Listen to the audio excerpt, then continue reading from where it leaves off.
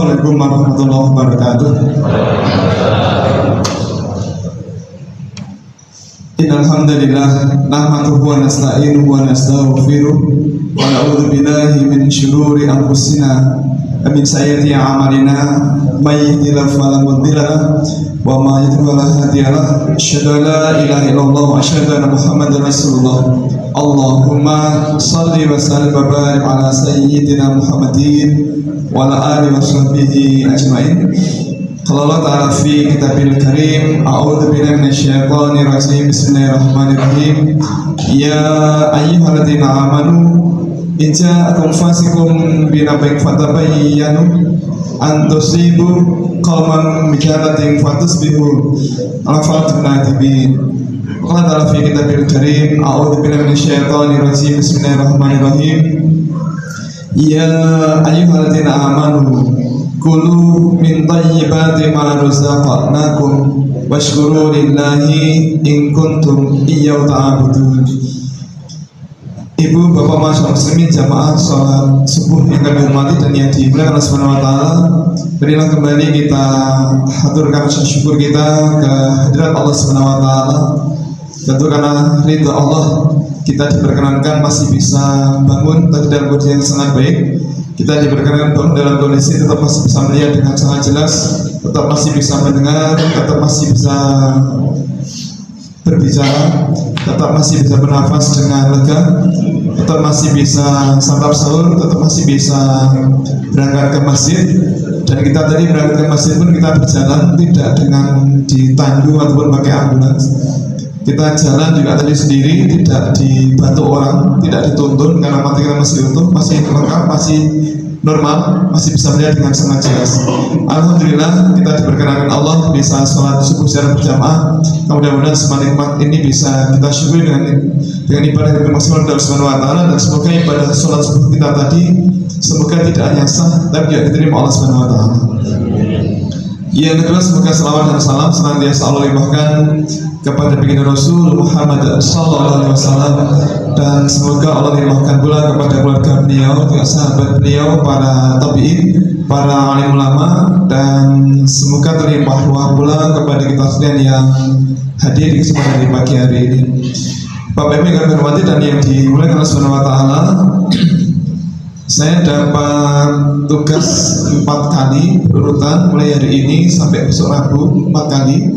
Dan di 4 kali ini akan selalu saya bagi menjadi 2 materi. Materi pertama terkait dengan hoax, berita-berita bohong di medsos. Kemudian materi 3 dan 4 nanti selalu kita bahas fikih kuliner hewan-hewan eksotik, hewan-hewan yang tidak langsung dikonsumsi tetapi kemudian kok ada yang jualan gitu ya, dan banyak yang membeli.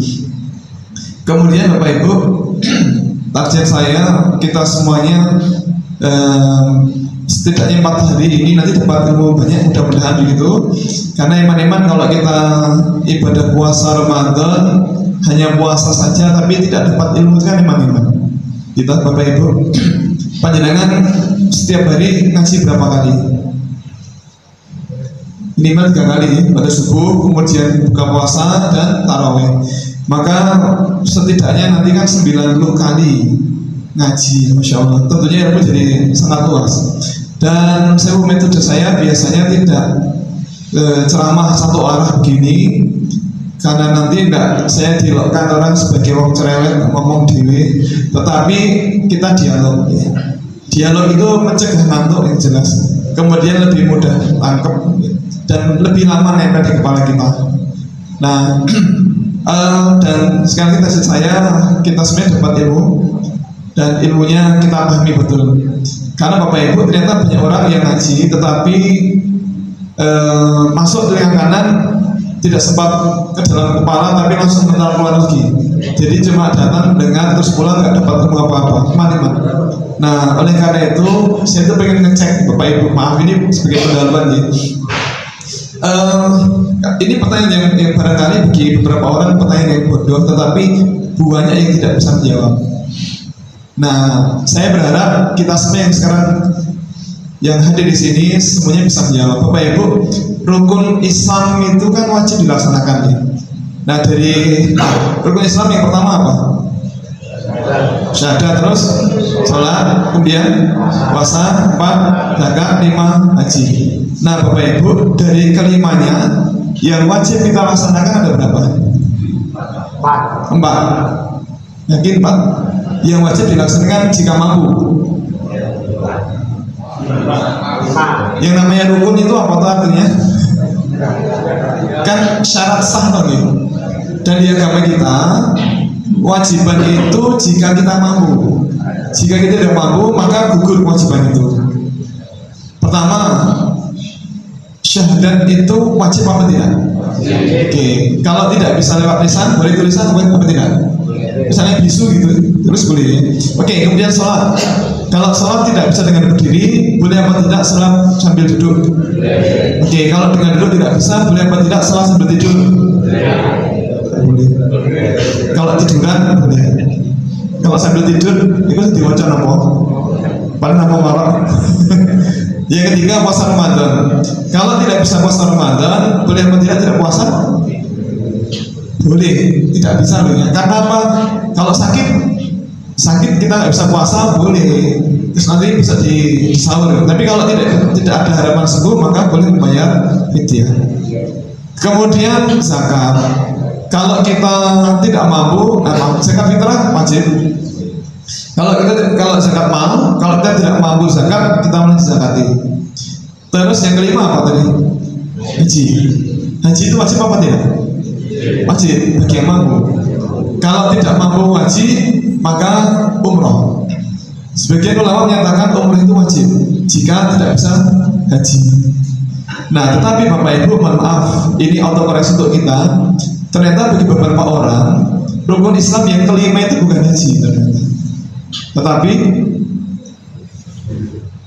bukan haji, bukan umroh, tapi bukan membeli rokok.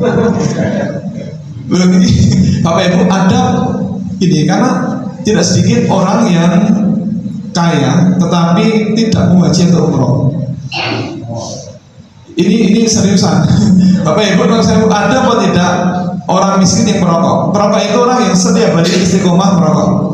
Kalau cuma sekali-sekali bukan merokok, itu Islam. Ini namanya perokok itu kan orang yang istiqomah setiap hari merokok minimal 1 bungkus. Nah, ada apa tidak perokok yang miskin? Yakin ada? Yakin? Banyak. 1 bungkus rokok harganya berapa sekarang? 20. Itu yang paling murah atau paling mahal? Murah. 20, 30, 25. Oke. Kalau 20 yang paling murah. Kalau seseorang bisa istiqomah membeli rokok sebungkus sehari, mengusahakan membeli rokok sebungkus sehari seharga 20.000, berarti sebulan dia punya uang berapa?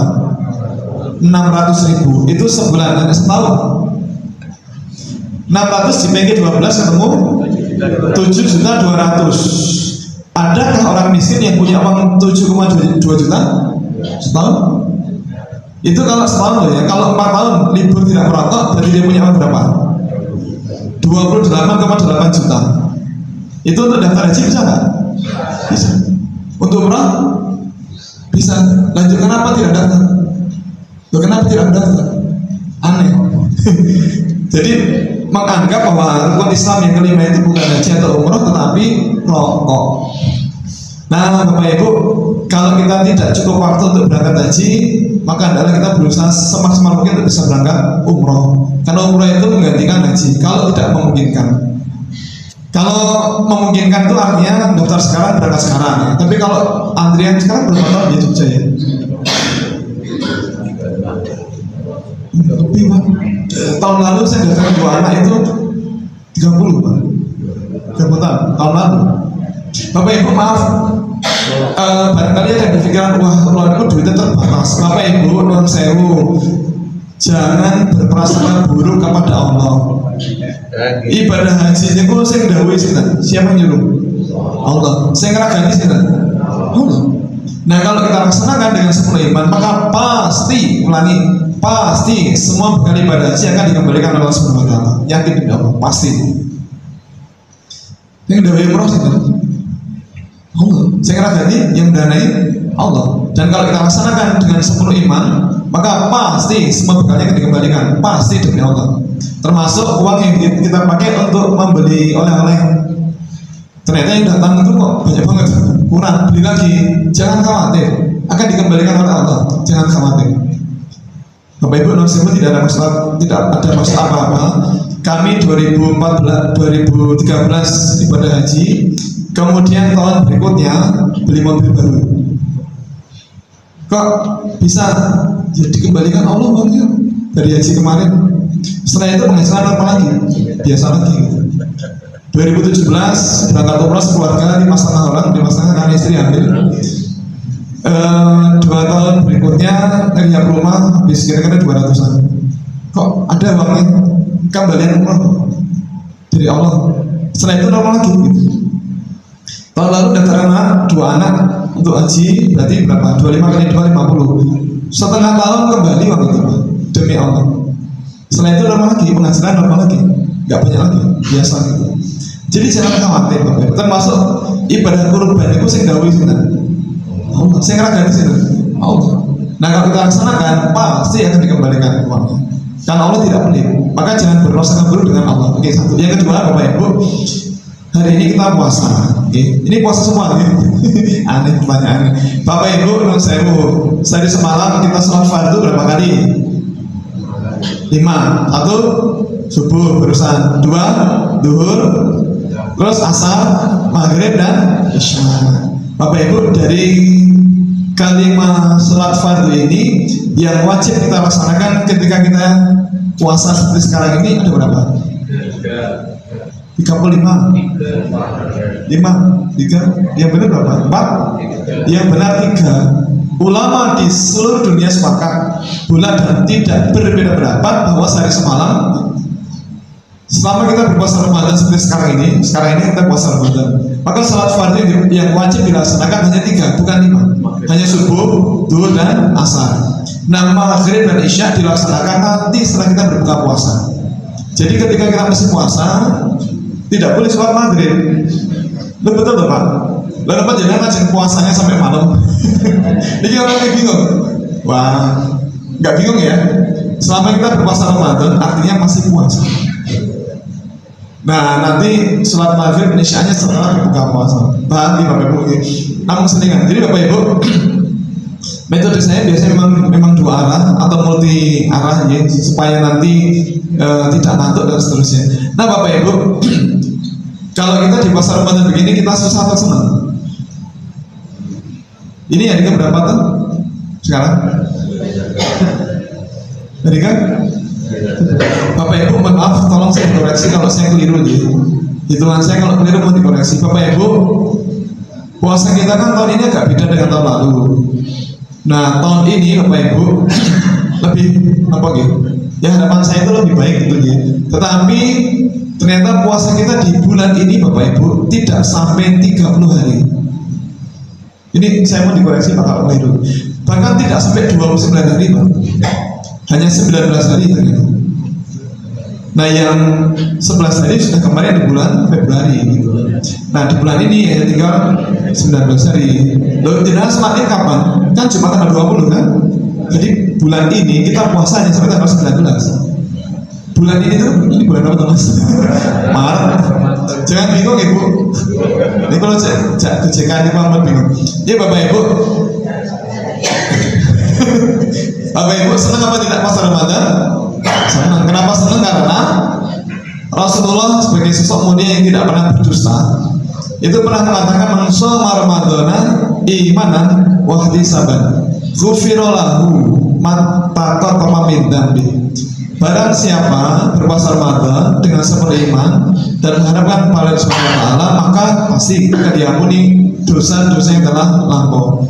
Baginda Rasul juga bersabda, "Man qama ramadhana imanan wa ihtisaban ghufira lahu ma taqaddama min dzambi." Barang siapa menegakkan malam-malam di bulan Ramadan dengan sepenuh iman dan mengharapkan pahala Subhanahu wa taala, maka akan diampuni dosa-dosa yang telah lampau. Menegakkan malam-malam itu bisa dengan salat isya berjamaah, kemudian nyimak kultum, kemudian tarawih, kemudian tadarus dan seterusnya. Bahkan Rasul juga bersabda, barang siapa sholat pada malam Lailatul Qadar karena iman dan mengharapkan pahala dari Subhanahu wa taala, maka akan diampuni dosa-dosa yang telah lampau. Nah, maka Bapak Ibu mestinya kita senang karena kita diparingi Allah kesempatan untuk bisa terampuni semua dosanya. Kita berharap mudah-mudahan Allah memperkenankan kita tetap dalam kondisi yang sehat walafiat selama Ramadan, sehat fisik kita, sehat iman kita, dan sehat rezeki kita, sehingga kita bisa menikmati setiap orang yang Ramadan dengan bahagia. Nah, Bapak Ibu, untuk apakah semua orang yang tidak makan, tidak minum di siang hari akan terampuni dosanya? Apakah semua orang yang tidak makan, tidak minum di siang hari di bulan Ramadan akan terampuni dosanya? Tidak. Kenapa? Karena Rasul bersabda betapa banyak orang yang berpuasa tetapi tidak mendapatkan apa-apa kecuali hanya lapar dan dahaga saja. Bahkan beliau katakan barang siapa berpuasa tetapi tidak meninggalkan kata-kata yang dusta dan tetap beramal dengannya, maka Allah SWT merasa tidak betul dia meninggalkan lapar dan dahaganya. Maka Bapak Ibu monggo berhati-hati, jangan sampai ada dusta lisan ataupun tulisan kita yang menyebar kemana-mana. Nauzubillah min dzalik. Karena Rasulullah pernah bersabda, cukuplah seseorang dikatakan sebagai pendusta manakala dia selalu mengatakan setiap apa yang dia dengar, tentunya tanpa dicek dulu kebenarannya. Nah Bapak Ibu, saya dilibatkan di banyak WA group, termasuk WA group masjid-masjid di Sleman, Gunung Kidul, Bantul dan sekitarnya. Nah, pernah suatu ketika di WA group masjid di Sleman, ada seorang bapak senior nge-share hoax, nge-share berita bohong di medsos, di WA group masjid. Kemudian saya japri beliau. Japri ini pun apa tuh? Di japri itu kenapa? Di kontak langsung ke nomor HP beliau. Kenapa? Karena saya khawatir kalau lewat WA group nanti beliau kurang berkenan atau tersinggung atau malah duka atau malah tidak nangkap apa yang saya sampaikan, malah keburu emosi karena dibuka umum. Maka saya japri beliau, Bapak Nun Sewu, ini berita bohong. Nah, ini ada klarifikasi dari berbagai lembaga, dari Badan POM, Kemenkes, kemudian Kominfo dan yang lain. Nah, kemudian beliau merespon, aduh maaf, saya tidak tahu. Saya kira ini berita yang benar. Saya kira ini berita yang sangat penting dan benar. Makanya kemudian saya share kemana-mana. Izin Bapak, ini berita bohong. Nah, monggo dihapus saja. Jangan sampai orang tertipu dengan info yang kita share kemana-mana. Jadi, oke, siap. Sepekan berikutnya, beliau kembali nge-share berita bohong yang lain lagi. Kembali saya japri, Bapak, mohon maaf, ini berita bohong juga. Ini ada klarifikasi dari berbagai lembaga, dari Kominfo, Badan POM, Kemenkes, atau dari rri.co.id, ada dari liputan.com, dan back hoax ataupun yang lain. Nah, dia kembali respon, aduh maaf, saya tidak tahu. Saya kira itu berita yang benar, makanya saya share. Jadi Bapak monggo dihapus mawon, karena jangan sampai ada orang yang tertipu dengan informasi kita kemudian dia ikut menyebarluaskan dusta ini. Oke, siap. 2 pekan berikutnya beliau kembali nge-share berita bohong yang lain lagi. Kembali saya japri beliau, Bapak maaf, ini juga berita bohong.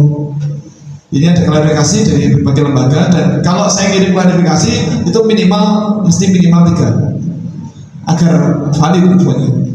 Nah, dia kembali merespon, maaf saya tidak tahu. Saya kira ini berita yang benar. Jadi Bapak, menurut saya kalau tidak tahu ya jangan di-share.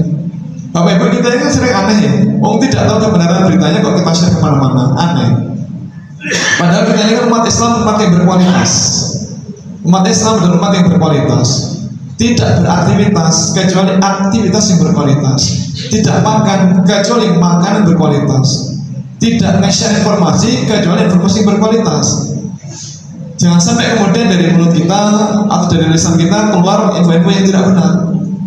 Contoh misalnya Bapak Ibu, gini, maaf, ini penting ya. Kenapa? Karena kalau kita nge-share hoax, kita nge-share berita bohong, kita nge-share berita dusta, kita nge-share berita dobos, kemudian orang percaya, kemudian ikut nge-share kemana-mana, bahkan kemudian di-share oleh orang lain lagi kemana-mana, maka kita akan dapat dosa waris. Dosa waris, dosa jariah, dosa macam-macam. Menurut saya Bapak Ibu, karena banyak orang yang rumangsanya itu kalau nge-share dosa itu nggak apa-apa, padahal itu dosa. Loh, kita tiduran dosa-dosa mengalir ke rekening kita, naudzubillah min dzalik.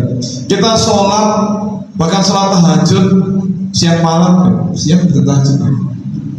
Tahajud tetapi dosa-dosa mengalir karena kita naudzubillah min dzalik. Kita mandi, kita kerja, kita belajar, dosa-dosa mengalir karena kita naudzubillah min dzalik. Hati-hati. Maka Bapak Ibu sekali lagi hati-hati kalau ada berita heboh di medsos, jangan langsung di-share, tetapi dicek dulu kebenarannya. Dicek dulu kebenarannya, dan kalau kita gagal dapat info yang valid, maka kita stop info itu di HP kita, bukan di-share kemana-mana. Contoh Bapak Ibu, kalau ada orang mengatakan sekarang ini ada makhluk hidup jenis baru, hasil perkawinan antara kura-kura dengan anak jerapah, kira-kira mungkin nggak itu? Ada makhluk hidup jenis baru, hasil perkawinan antara kura-kura dengan anak jerapah, kira-kira mungkin nggak? Nah ini ada fotonya ini. Bahkan katanya sekarang ada makhluk hidup jenis baru namanya boyok, hasil perkawinan antara boyok dengan kodok. Dan ini fotonya. Kalau ini lebih ngepet katanya. Kalau ini katanya hasil perkawinan antara bunglon dengan anak gajah. Nah kalau ini kasihan Pak, ini katanya burung hantu yang dikutuk menjadi nanas. Nah kalau ini Bapak Ibu, ini binatang namanya bayam, hasil perkawinan antara badak dan ayam. Bapak Ibu zaman sekarang betapa mudahnya buat foto-foto atau gambar semacam ini, menggabungkan dua foto jadikan satu, kemudian diperhalus. Ini termasuk yang garapannya halus ya, karena gabungan leher ini nggak nampak ya. Pintar ini yang buat. Nah termasuk Bapak Ibu beberapa di antara panjenengan sudah kenal saya dan preso bahwa saya sudah menikah dengan 4 perempuan salah, dengan 1 istri dengan 3 anak, jadi 4 lagi. 1 istri dengan 3 anak dan 3 anaknya perempuan. Nah maka kalau ada orang mengatakan jenis Pak Anang itu anak lanang, mohon dicek dulu, jangan langsung di-share kemana-mana. Nah ini fotonya ada. Ini katanya anak saya yang masih SMP Pak. Ini mirip saya nggak? Mirip saya apa tidak? Mirip ya. Ini yang SMP, kalau ini yang SMA. Nah ini yang sekarang. Ini besok kalau tua. Ini besok kalau tua. Bapak Ibu, sekarang ini kan ada aplikasi Face App di HP yang bisa mengubah foto kita, foto loh ya, bukan diri kita, tapi foto kita menjadi 20 tahun lebih muda atau lebih tua seperti ini. Bahkan 30 tahun lebih muda itu bisa. 30 tahun lebih tua bisa juga. Mungkin ada yang pengen anakku sampai kayak gue anak gede, di fotonya diubah ganti buat 30 tahun lebih tua. Nah jadi monggo di double check. Ada yang kenal bapak ini? Ini sahabat saya Pak Dr. Noviandi, dia dulu ketua Julia DI, dosen di Fakultas Tenaga UGM. Oke Bapak Ibu, ini sangat penting bagi kita untuk menjaga lisan kita, maupun tulisan kita, agar jangan sampai kita menyebarkan dusta. Karena Rasulullah sekali lagi pernah bersabda, cukuplah seseorang dikatakan sebagai pendusta manakala dia selalu mengatakan setiap apa yang dia dengar. Hati-hati, tentunya tanpa dicek dulu kebenarannya. Nah barangkali kalau di zaman Rasul sudah ada HP, sudah ada WA group, maka barangkali Rasul akan mengatakan cukuplah seseorang dikatakan sebagai pendusta manakala dia selalu men-share setiap info yang didapatkan di medsos. Hati-hati. Kemudian Bapak Ibu masih ingat ciri-ciri orang munafik itu ada berapa? 1, 2, 3, ada berapa? 3. Ternyata lebih dari 3 Pak. Karena hadisnya diawali dengan kata di antara, berarti lebih dari 3. Di antara tanda-tanda orang munafik itu ada 3. 1, jika berkata dia berdosa. Yang kedua, jika berjanji dia ingkari. Yang ketiga, jika diamani dia khianati. Yang pertama apa cirinya? Jika berbicara dia berdusta. Kemudian Bapak Ibu ada hadis yang lain. Ada 4 tanda kata Rasul sehingga seseorang dikatakan sebagai orang munafik. Dan jika salah satu tanda itu ada pada dirinya, maka berarti dia punya watak atau karakter sebagai munafik sampai dia meninggalkannya. Apa itu? Yang pertama, jika berkata dia berdusta. Yang kedua, jika berjanji dia tidak tepati. Jika berdebat dia berpaling dari kebenaran. Dan jika dibuat perjanjian dia khianati. Nah Bapak Ibu, Ciri pertama apa? Jika berkata dia berdusta. Maka monggo hati-hati Bapak Ibu, jangan sampai ada berita bohong atau dusta yang kita share kemana-mana, baik dari lisan kita atau tulisan kita. Hoax itu apa sih? Hoax adalah berita bohong, berita dusta. Bohongnya bisa semuanya bohong, bisa 90% bohong, bisa 75% bohong, bisa separuh saja bohongnya, bisa sepertiga bohongnya, bisa seperempat, seperlima, bahkan mungkin hanya 5%. Tapi itu bohong. Contohnya misalnya kita membuat tulisan panjang lebar 5 halaman cerita tentang sejarah negara kita ini pernah berjuang mengusir negara lain yang ingin menjajah negara kita. 5 halaman tulis, kemudian ditulis negara kita dijajah oleh Jerman. Ini hoax jelas. Ini hoax karena negara kita tidak pernah dijajah oleh Jerman. Nah, moga Bapak Ibu atau satos, karena sekarang ini kan banyak berita-berita itu di medsos ternyata itu hoax. Contoh ini kan banyak di video-video sekarang Bapak Ibu, video hoax hasil rekaan AI. Contoh video pembuatan tas kulit dari kulit buaya. Jadi buayanya diantrikan masuk ke ruang penyembelihan, antri, dan kanan kiri ada orang, dan buayanya tidak merekam orang kanan kirinya. Betapa idealnya begitu. Terus ada membuat tas dan dompet dari kulit ular. Jadi ada ular piton, ular sawah, itu antri mau dieksekusi, itu manut aja ularnya gitu. Ya banyak begitu. Ini ada juga Bapak Ibu contoh hoax di medsos, di internet yang pernah ramai ya. Mari kita simak.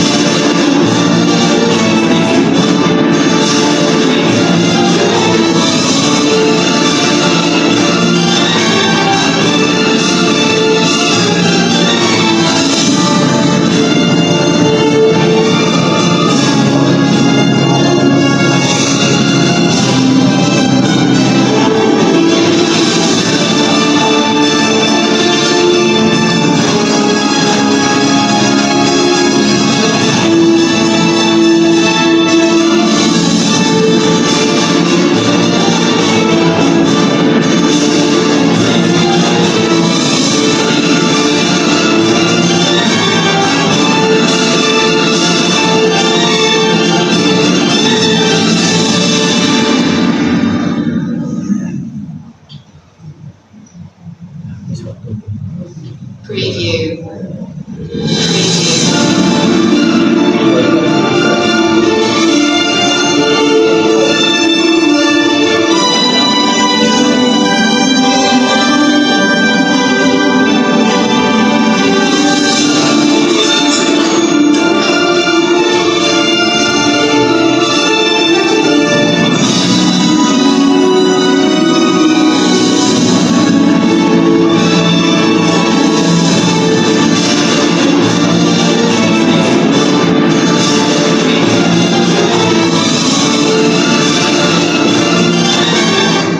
Bapak Ibu, ada berapa produk yang kita kenal tadi?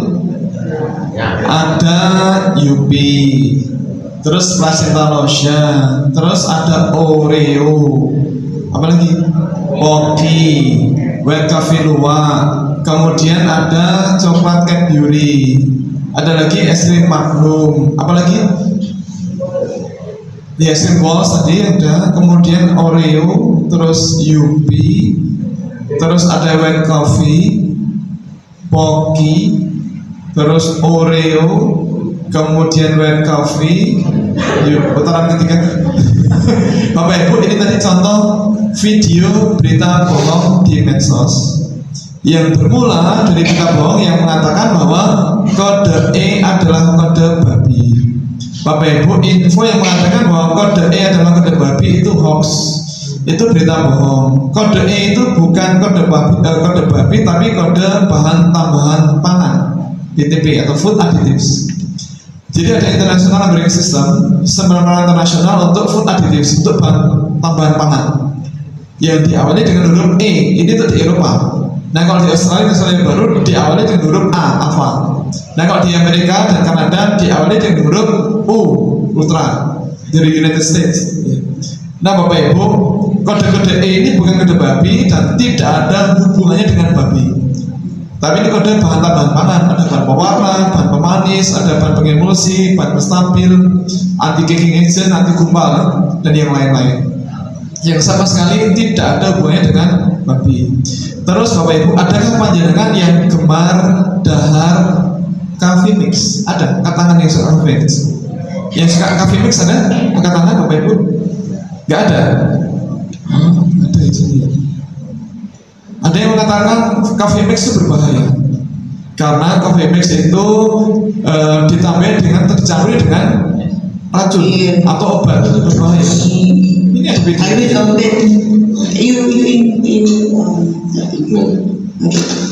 Coffee mix. Nih, kopi yang baru dari No Cafe mau dibuka sekarang. Nih, baru, oke, taruh, belum kebuka. Nah sekarang kita buka, dibuang dulu, buang, empty, kita buka, lihat kalau masih ada obatnya lagi apa enggak, yang merah-merah. Oh my god,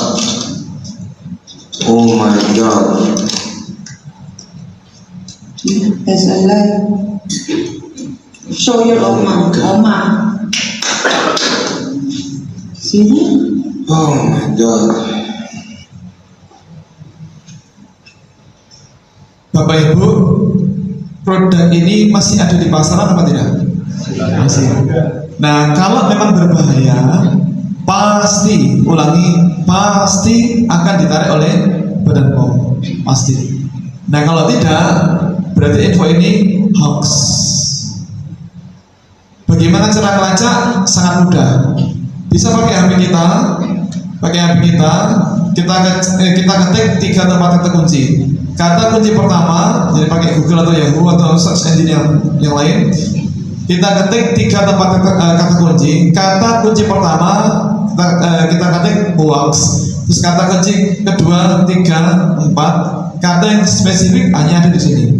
Contohnya hoax, coffee mix berbahaya misalnya. Nah ternyata ketika saya lakukan muncul data ini, informasi ini hoax dari berbagai lembaga.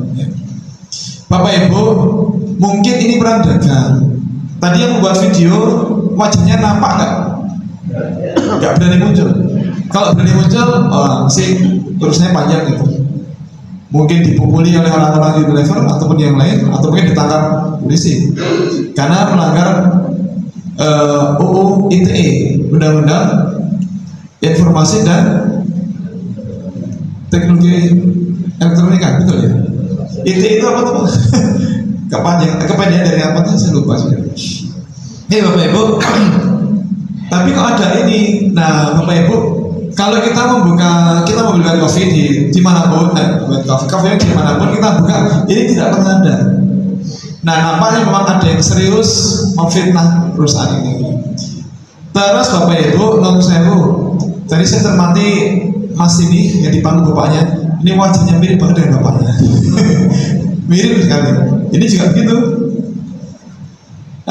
Terus juga Bapak, Ibu maaf, di rumah kami dulu kalau ada telepon masuk lewat kabel, orang di sana pasti akan nanya, ini Mas Manu apa Mas Budi?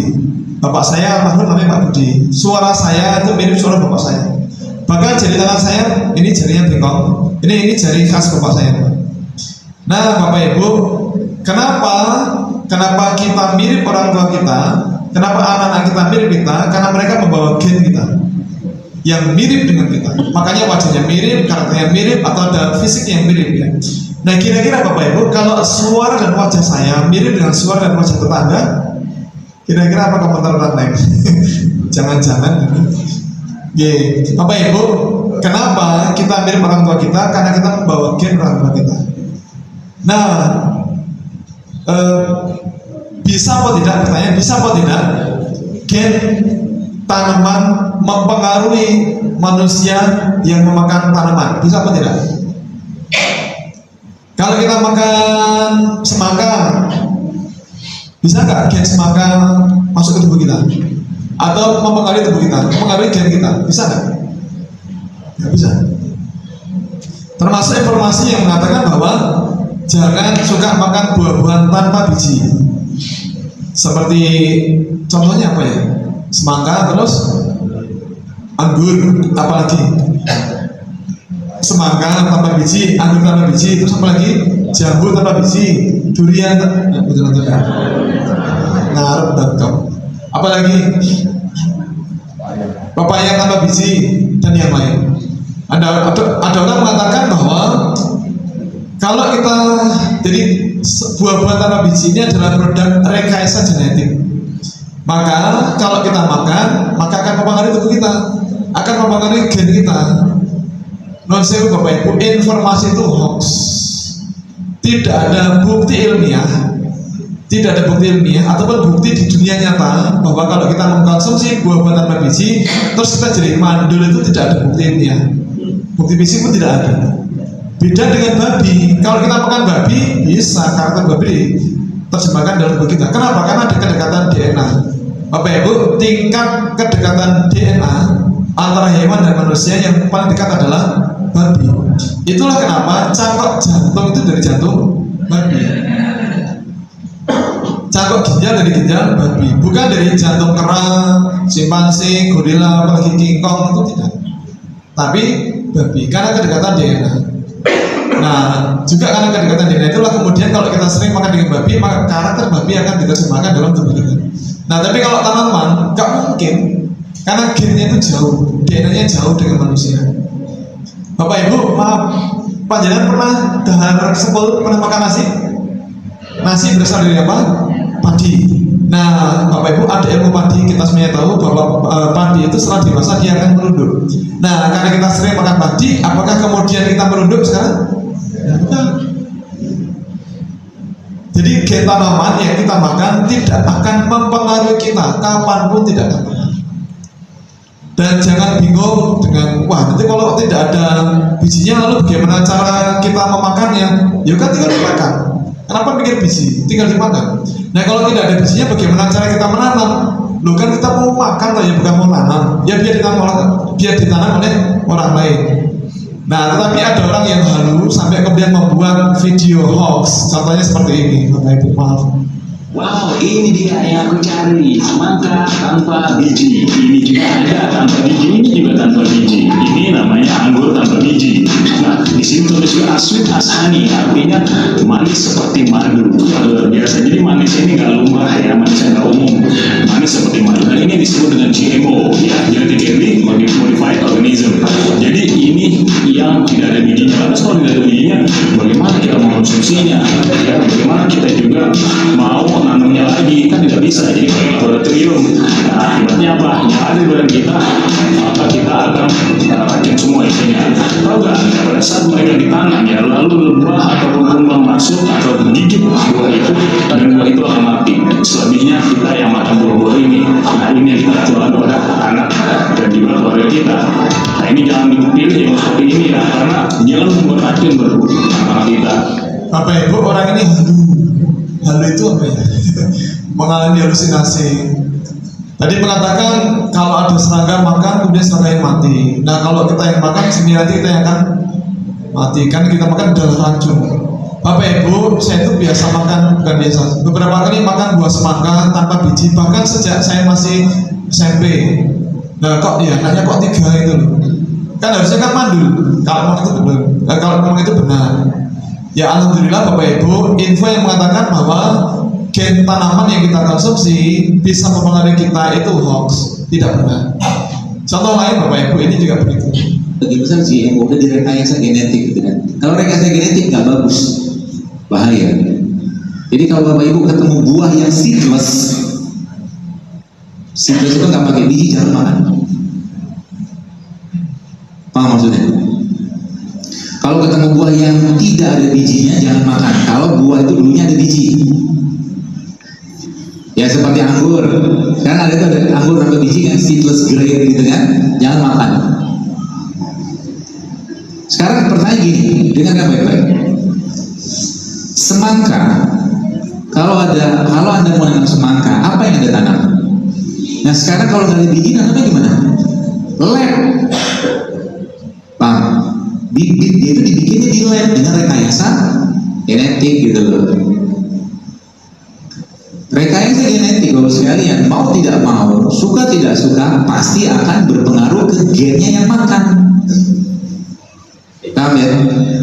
Maka satu kurma yang Anda makan itu akan berpengaruh ke gen sampai tahunan ke depan. Gitu.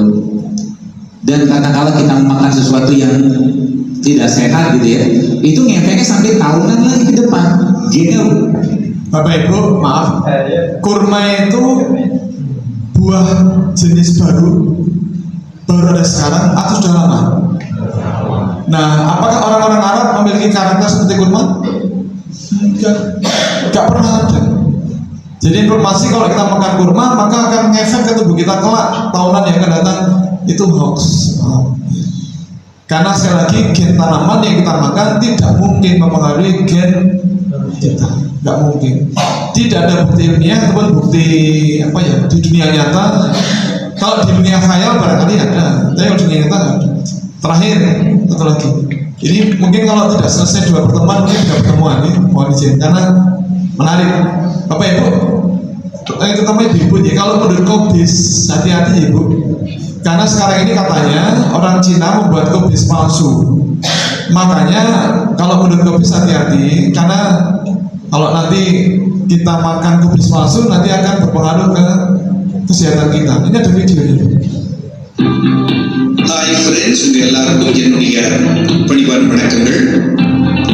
உலகத்தில் எந்த popular product வந்தாலும், utility product வந்தாலும், மக்களால் அதிகமாக பயன்படுத்துகிற ஒரு ப்ராடக்ட் வந்தாலும் சைனீஸ்க்கு மூக்கில் வேர்த்துரும், இமீடியட்டா டூப்ளிகேட் பண்ணிடுவாங்க. சரி, சாதாரண கன்சியூமர் ப்ராடக்ட்ஸ்ல தான் அப்படி பண்றாங்க, கன்சியூமர் டியூரபிள்ஸ் தான் அப்படி பண்றாங்கன்னா, இப்போ அவங்களுடைய நரித்தந்திரத்தை பயன்படுத்தி ஈட்டபிள்ஸ்லையும் இந்த மாதிரி டூப்ளிகேட் ப்ராடக்ட், டியூபியஸ் ப்ராடக்ட்ஸ் பண்றதுக்கு அவங்க முன் வந்துட்டாங்க. வெஜிடபிள்ஸ்ல எல்லா கடைகள்லயும் ரொம்ப ஃபேமஸா இருக்கிற 4-5 ப்ராடக்ட்ஸ்ல இந்த கேபேஜ்னு சொல்ற கோஸும் ஒன்று. அது செடியில வளர்ந்துதான் நம்ம வீட்டுக்கு வருதுன்னு நம்ம நினைச்சிட்டு இருந்தா இனிமே இந்த ஐடியாவை மாத்திக்கங்க. சில கெமிக்கல்ஸை பயன்படுத்தி வீட்டிலேயே சின்ன 4 தகர டப்பா வச்சு சில ப்ராசஸஸை பண்ணி உண்மையான செடியில அந்த காயை அறுத்துட்டு வந்தா எப்படி இருக்குமோ அந்த லெவலுக்கு டூப்ளிகேட்டா இவங்க பண்றாங்க. 100 ஒரிஜினல் கோஸோட இது ஒரு 50 காய் வச்சா கடவுள் உட்பட யாராலையுமே கண்டுபிடிக்க முடியாது என்பதுதான் உண்மை. அதை நீங்களே இந்த வீடியோவில் பாருங்க. ஜாகிரதையா இருங்க நண்பர்களே. Mirip aslinya apa tidak? Mirip ya? Mirip. Selain kubis ada yang lain nggak? Yang palsu-palsu gitu? Ini katanya ada daging palsu juga. Nah ini videonya bro. Ini adalah proses pembuatan daging sapi palsu. Mata Anda pasti tertipu melihat hasilnya, sebab bentuk, tekstur, dan detailnya benar-benar persis dengan daging sapi yang asli. Namun, tampaknya orang ini begitu ahli dalam melakukan pekerjaan tersebut, hingga apa yang dia lakukan terlihat begitu mudah sekali baginya.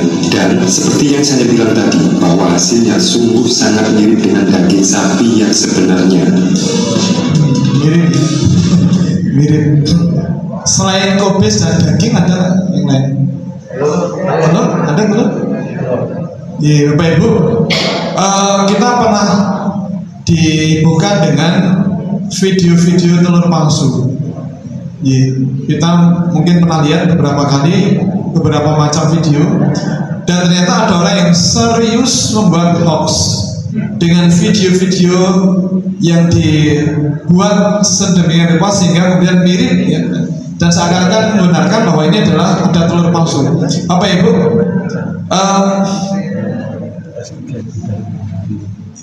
saya akan tayangkan satu video, ternyata dia video gabungan dari 4 atau 5 potongan video yang berbeda. Satu video tentang pembuatan telur palsu untuk mainan anak-anak, 2 video tentang mesin pemisah kuning telur dengan putih telur. Yang ketiga, video tutorial pengecekan apakah telur masih bagus untuk buat roti apa tidak. Kemudian ada video tentang pengecekan telur tetas, apakah embrionya berkembang apa tidak, menggunakan baterai dicek dan yang lain. Mari kita lihat, Bapak Ibu.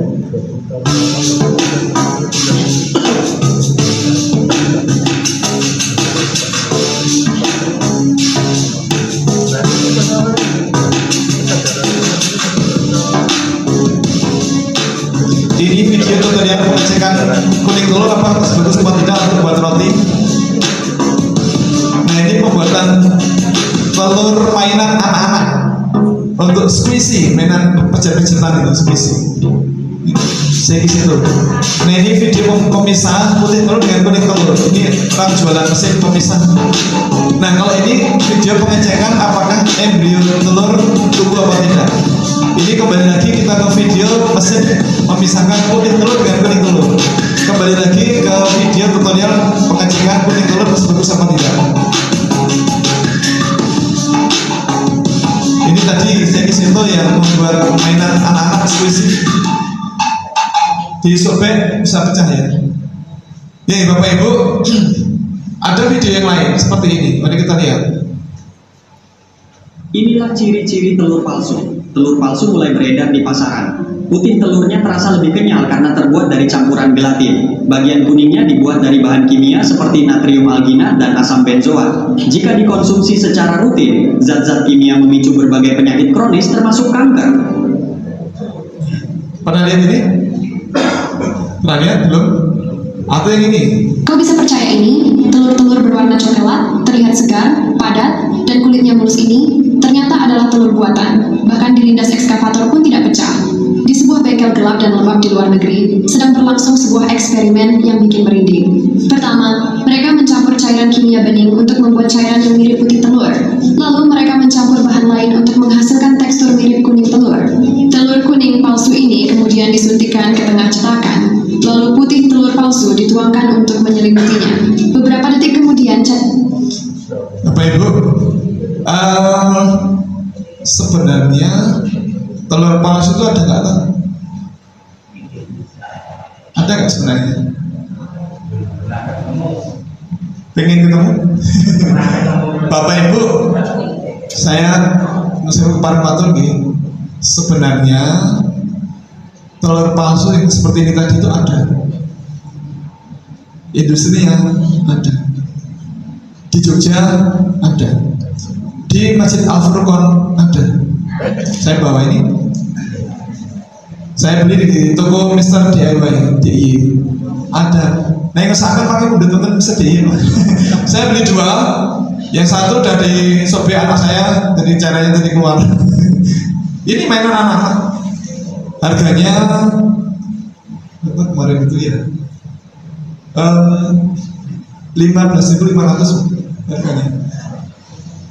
Nah, jadi Bapak Ibu, ini mainan, ini video pembuatan mainan anak-anak squishy kayak gini, digabung dengan video pemisahan putih telur dan kuning telur, digabung dengan video macam-macam dan diberi narasi jahat.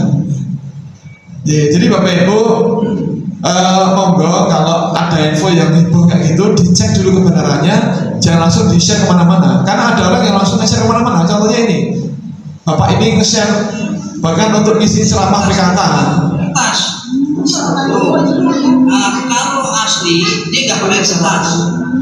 Ya. Nah ini. Nah kuningnya silikon. Kuningnya silikon. Kuningnya 104 silikon. Jadi tolong pemerintah di atas ini tolong ditarik karena apa? Posisinya buat apa masyarakat konsumsi kimia, ya kan? Jadi nanti bapak ini yang laporin ke atas. Iya. Video ini viral, kemudian Pak, situ namanya Pak Syaroni ditangkap polisi karena menyebarkan konten hoax. Nah, ketika polisi diinterogasi, kenapa Anda membuat video konten hoax ini? Oh enggak, ini bukan hoax, ini beneran. Loh, apakah Anda tahu kalau itu telur palsu? Iya saya tahu, ini dari sini kok dari macam-macam. Nah, karena ngeyel, kemudian didatangkan analis dari laboratorium, dicek ternyata betul Pak, itu telur asli. Nah, Pak Saroni interogasi lagi, akhirnya dia ngaku, oh saya termakan berita bohong di medsos karena tidak hati-hati. Nah, selain telur palsu ada juga katanya beras plastik.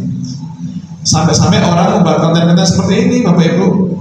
Warga Kelurahan Berkah sangat mengecek program. Ini banyak di YouTube banyak. Ini beras atau dua nasi yang mereka beli dari Ini katanya beras buat dari plastik. nasi dari beras palsu.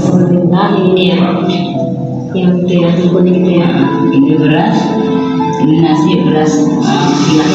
Bahkan ada Pak Babinsa karena sangat ingin menyelamatkan masyarakat dari kejahatan orang-orang, sampai dia kemudian muter ke warung-warung pecel ini, ngecek satu persatu, menegur para pedagang, sampai telurnya dibanting-banting, suruh dia. Ini mas, Terakhir. tidak berlarut pasien masyarakatnya kita. Saya sebagai pemirsa, Ini Bapak Ibu, terus Ibu,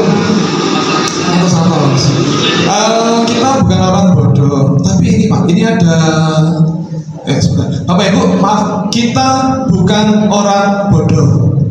Kita tahu persis bahwa kalau beras plastik, mana diliwat itu bahasa Indonesia apa gitu? Diliwat itu bahasa Indonesia apa? Di tanah. Kalau beras plastik di tanah, bisa apa tidak dia berubah jadi nasi? Ya nggak mungkin lah ya. Nah, plastik dimasak jadi nasi, oh itu khayalan. Tidak mungkin. Beras plastik tidak mungkin berubah jadi nasi ketika di tanah, mustahil. Bu, nanti memusus ini berapa? Pernah mencuci beras? Nah, beras yang kita cuci tenggelam, terapung apa tenggelam? Tenggelam. Nah, kira-kira kalau dari beras plastik, kira-kira berasnya akan tenggelam apa terapung? Betul. Kalau beras plastik 1 ton kita letakkan di kolam ikan, kira-kira terapung apa tenggelam? Terapung. Meskipun 1 ton, karena berat jenisnya lebih rendah daripada air. Nah, tapi orang barangkali terpengaruh dengan video ini, Bapak Ibu. Ini katanya video pembuatan beras plastik. Katanya ini video pembuatan beras plastik. Jadi lembaran-lembaran plastik yang masih bening dimasukkan ke mesin.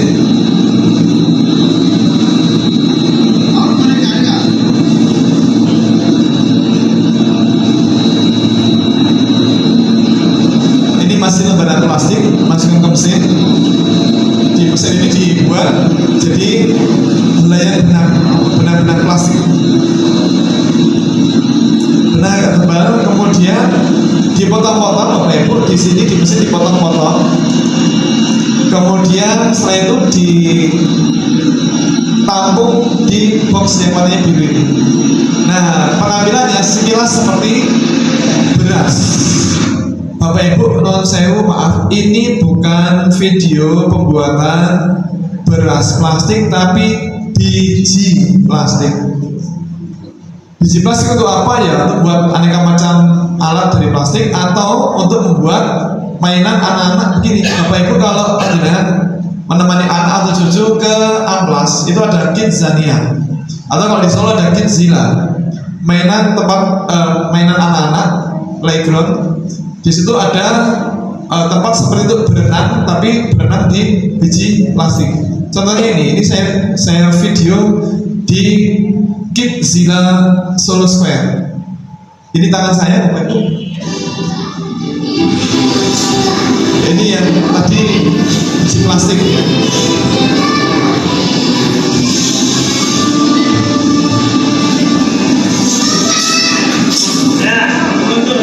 Ini bukan beras plastik, tapi biji plastik. Yang tadi videonya yang tadi itu.